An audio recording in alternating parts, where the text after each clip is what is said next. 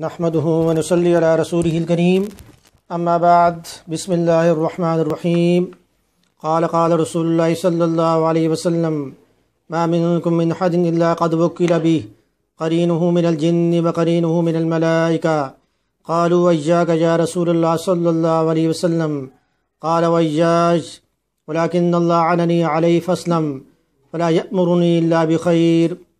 عبداللہ بن مسعود رضی اللہ عنہ سے روایت ہے کہ نبی اکرم صلی اللہ علیہ وسلم نے فرمایا کہ تم میں سے کوئی شخص بھی ایسا نہیں ہے کہ جس کے ساتھ ایک ہمزاد جنوں میں سے اور ایک ہمزاد فرشتوں میں سے نہ ہو۔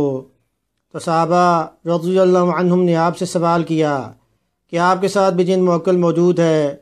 تو آپ صلی اللہ علیہ وسلم نے جواب دیا میرے ساتھ بھی ہے، لیکن اللہ پاک نے میری مدد فرمائی، میری حفاظت فرمائی، پس وہ مجھے نیکی کا ہی حکم جو دیتا ہے۔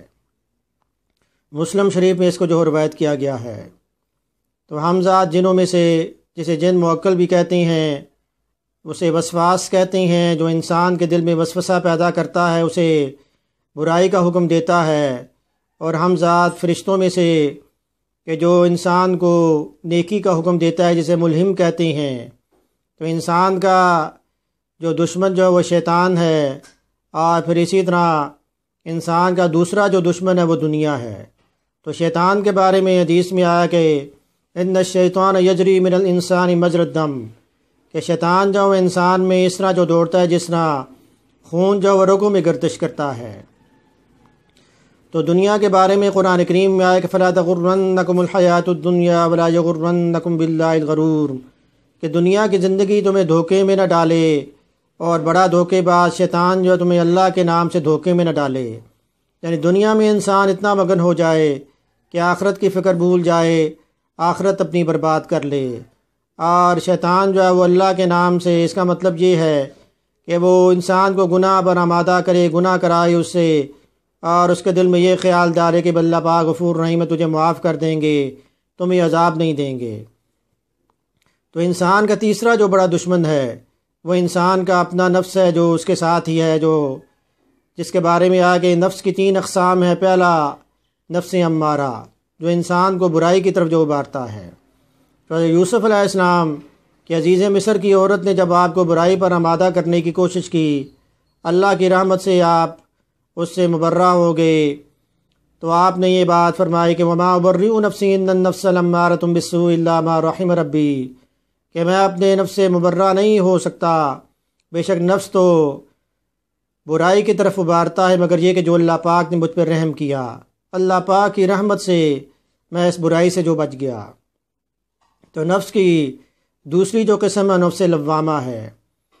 تو نفس امارہ جو انسان کو برائی پر ابھارتا ہے، اسی لیے سورۃ النجم میں بھی یہ ارشاد ہوا کہ فلا تزکوا انفسکم، کہ تم اپنے آپ کے جو ہے وہ نیک ہونے کا دعویٰ نہ کرو، اللہ پاک خوب جانتے ہیں کہ تم میں زیادہ متقی شخص کون ہے۔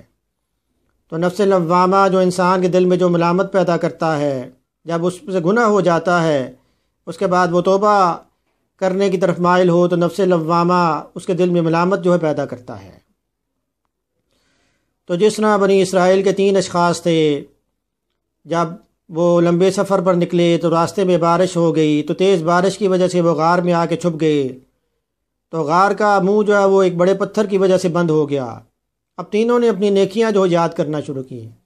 تو پہلے نے اللہ سے یہ دعا کی کہ اللہ تو جانتا ہے کہ میں نے ایک مزدور کے ساتھ حسن سلوک کیا تھا، اگر میں نے یہ کام تیری رضا کے لیے کیا تو اس پتھر کو تو ہٹا دے۔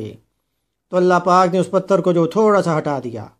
اس کے بعد دوسرے شخص نے اللہ سے یہ دعا کی کہ اللہ تو جانتا ہے کہ میں نے اپنے والدین کے ساتھ حسن سلوک کیا، اگر میں نے یہ کام تیری رضا کے لیے کیا تو اس پتھر کو تو ہٹا دے۔ تو اللہ پاک نے اس پتھر کو اور جو تھوڑا سا ہٹا دیا۔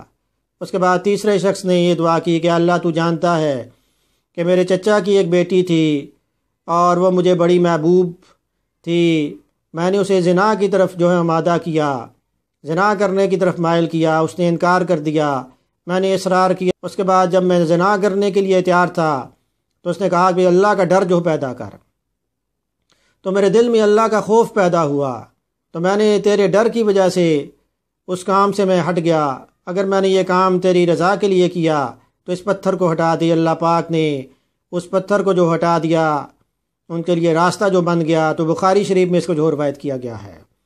اب وہ شخص جو زنا کی طرف جو مائل ہوا تھا نفس امارہ کی وجہ سے، اور اس کے بعد اس کے دل میں جو شرمندگی پیدا ہوئی وہ نفس لوامہ کی وجہ سے، اس کے بعد جب انسان توبہ کرتا ہے تو اس کے بعد اسے اطمینان نصیب ہوتا ہے، تو اسے پھر نفس مطمئنہ کہتے ہیں۔ اس لیے حدیث میں آیا کہ کل بنی آدم خطاؤن، کہ ہر بنی آدم جو خطا کرنے والا گناہ گار ہے، وہ خیر الخطائین التوابون، اور بہترین گناہ گار وہ ہے جو توبہ کرنے والے ہیں۔ تو اسی لیے قرآن کریم میں بھی آیا کہ قد افلح من زکاہا وقد خاب من دساہا، تحقیق کامیاب ہوا وہ شخص کہ جس نے اپنے نفس کو سنوارا، اور برباد ہوا جس نے اس کو بگاڑا۔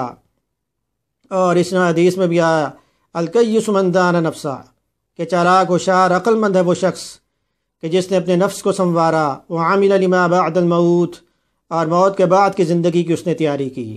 والعاجز، اور بے وقوف ہے وہ شخص کہ جس نے اپنے نفس کی، اپنی خواہش کی جو پیروی کی اور پھر اللہ پر امید رکھی۔ تو عقل مند شخص وہ ہے جو ہر نقطے کو، دنیا کے ہر نقطے کو آخرت کے لحاظ سے سوچے، اپنی آخرت سنوارنے کی کوشش کرے، حرام کاموں میں نہ پڑ جائے۔ اگر حرام کاموں میں وہ پڑ جائے گا، اپنے نفس کی پیروی کرے گا، حرام چیزوں کو دیکھے گا، حرام چیزوں کو سنے گا، تو پھر وہ شخص وہ برباد ہو گیا۔ تو انسان کا تیسرا جو دشمن ہے وہ انسان کا نفس ہے، اور حدیث میں آگے انسان کا سب سے بڑا جو دشمن ہے۔ تو حضور اکرم صلی اللہ علیہ وسلم جو دنیا میں مبعوث ہوئے، تو اللہ پاک نے اس لیے ارشاد فرمایا کہ اللہ کا مومنین پر احسان ہے کہ اس نے انہی میں سے ایک پیغمبر کو مبعوث فرمایا۔ یتلو علیہم آیاتی، وہ اس کی آیات کی تلاوت کرتے ہیں، ویزکیہم، اور وہ تزکیہ نفس کرتے ہیں۔ تو نبی اکرم صلی اللہ علیہ وسلم کے فرائض میں جہاں کتاب و سنت کو سکھلانا تھا، وہاں تزکیہ نفس بھی کرنا، یعنی نفس کو پاک کس طرح کرنا ہے، کس طرح جو ہے تزکیہ نفس کرنا ہے، تو آپ نے خود جو ہے وہ پریکٹیکل، یعنی آپ نے مجاہدہ کر کے بھی آپ نے دکھایا۔ آپ نے نوافل بھی پڑھے، تو آپ نے اس نے ہم جو ہے وہ سورۃ الفاتح میں یہ کہتے ہیں کہ اہدنا الصراط المستقیم، کہ دکھا دیں ہم کو سیدھا راستہ۔ تو سیدھا راستہ کن لوگوں کا کہ جن پر اللہ کا انعام ہوا، اور وہ چار گروہ کہ من النبیین والصدیقین والشہداء اور والصالحین۔ تو انسان کا پہلا جو دشمن ہے وہ دنیا ہے، اس کے بعد دوسرا جو دشمن وہ شیطان جنوں میں سے، تیسرا دشمن جو انسان کا نفس، اور انسان کا چوتھا جو دشمن ہے وہ شیطان ہے جو انسانوں میں سے ہے، یعنی شیاطین من الجن والانس، جن اور انسانوں میں سے شیطان ہوتے ہیں۔ یعنی کوئی انسان دوسرے انسان کو قتل کر دے، دوسرے پر جادو کر دے، دوسرے کے بارے میں برا سوچے، یہ سب شیطانی اعمال ہیں۔ تو آج ضرورت اس چیز کی ہے کہ اپنے گناہوں سے جو توبہ کی جائے۔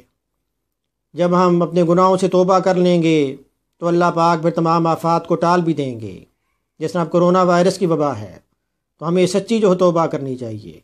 جیسے حضور اکرم صلی اللہ علیہ وسلم نے یہ دعا بھی فرمائی ہے، اللہ میں چار چیزوں سے پناہ مانگتا ہوں، اس علم سے جو نفع نہ دے، اس دل سے جو عاجزی اختیار نہ کرے، اور اس نفس سے جو سیر نہ ہو، اور اس دعا سے جو سنی نہ جائے۔ تو جس طرح قوم یونس جو تھی، یونس علیہ السلام کی قوم، اس پر جب اللہ کا عذاب آنا تھا تو وہ قوم جو عذاب آنے سے پہلے ہی اس نے توبہ کر لی، ایمان لے آئی۔ تو قرآن کریم نے کہا کہ ان کا ایمان جو ہے ان کے لیے نفع بخش ثابت ہوا، اور یہ واحد ایک ایسی قوم ہے کہ جس پر عذاب آنے سے پہلے ہی انہوں نے توبہ کر لی، اور ان کی توبہ جو قبول ہو گئی۔ باقی ساری قوموں پر اللہ کا عذاب آیا۔ تو ہمیں بھی جو ہے وہ اللہ پاک سے سچی توبہ کرنی چاہیے۔ دنیا نے کس کا راہ فنا میں دیا ہے ساتھ، تم بھی چلے چلو یوں ہی جب تک چلی چلے، یہ عالم عیش و عشرت کا، یہ حالت کیف و مستی کی، بلند اپنا تخجل کر، یہ سب باتیں ہیں پستی کی، شیطان سے دل کو ربط ہو جاتا ہے، دشوار انسان کو ضبط ہو جاتا ہے۔ اللہ پاک عمل کی توفیق عطا فرمائیں۔ ویڈیو سننے کے بعد اس کو آپ شیئر بھی کریں تاکہ آپ کو زیادہ سے زیادہ جو ہے ثواب ملے۔ اللہ پاک عمل کی توفیق عطا فرمائیں۔ وما علینا الا البلاغ المبین۔